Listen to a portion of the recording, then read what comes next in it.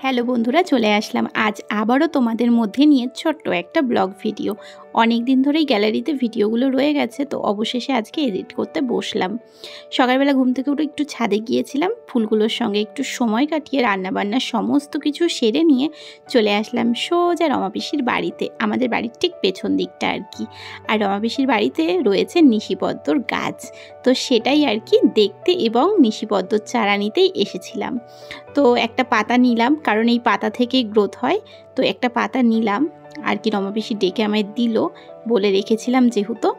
আর এই গাছটা শুধু আমি দেখছিলাম মনোযোগ দিয়ে, গাছটা কত বড় হয়েছে আর প্রচুর কড়ি এসছে। যাই হোক, চলো বাড়িতে চলে এসেছি দোলন চাপা আর নিশিপদ্মর চারা নিয়ে।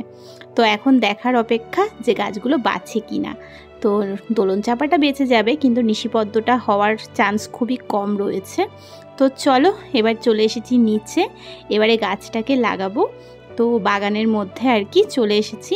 এবার এখানে হচ্ছে দোলন চাপাটা দিলাম। তো দোলন চাপাটা দিলাম, দিয়ে একটু জল দিয়ে রেখে দিলাম। তারপর চলে আসলাম সোজা ছাদে।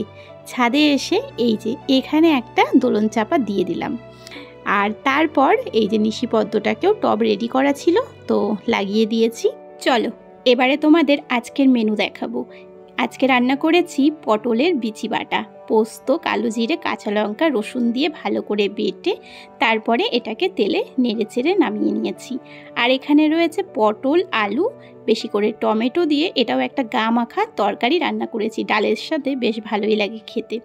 আর এখানে রয়েছে দেখো উচ্ছে কুমড়ো ভাজা, যেটা আমরা বাড়ি শুদ্ধ সকলেই ভীষণ ভালোবাসি। আজকে যেহেতু আমাদের নিরামিষ, তো নিরামিষ রান্নাবান্নাই রয়েছে। এর মধ্যে রয়েছে আরও একটি পদ, সেটা হচ্ছে কচুর শাক ছোলা দিয়ে। এইটা আর তোমাদের সাথে তখন শেয়ার করিনি, কারণ তখন রান্নাটা হয়েছিল না, পরে এটা রান্না করেছি। তো দুপুরে খেয়ে দিয়ে চলে আসলাম পঙ্কজের অফিসে।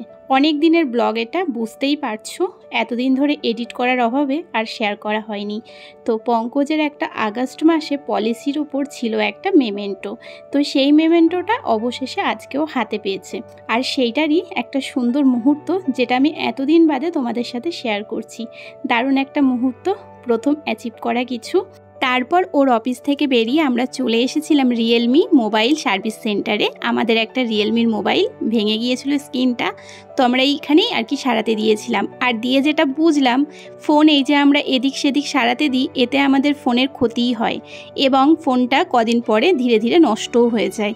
কিন্তু আমরা কোম্পানির ঘরে যদি দিই, একটু খরচটা বেশি পড়ে, কিন্তু ফোনটা একদম নতুন, একদমই নতুনের মতো ওরা সারিয়ে দেয় এবং ওয়ারেন্টি পিরিয়ডও দেয়।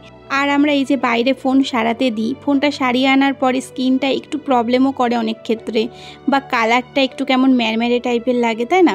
কিন্তু কোম্পানির ঘরে দিলে একদিকে সুবিধা কি, ফোনটা একদম নতুনের মতো করে একদম পুরো 100% সারিয়ে দেয়, প্লাস আবার ওয়ারেন্টি পিরিয়ড দিচ্ছে। মানে ফোনটা যদি এতদিনের মধ্যে কোনো সমস্যা হয়, তো ফোনটা ওরা সারিয়ে দেবে। তো এটা একটা দারুণ ব্যাপার, যেটা বাইরে দিলে পাওয়া যায় না।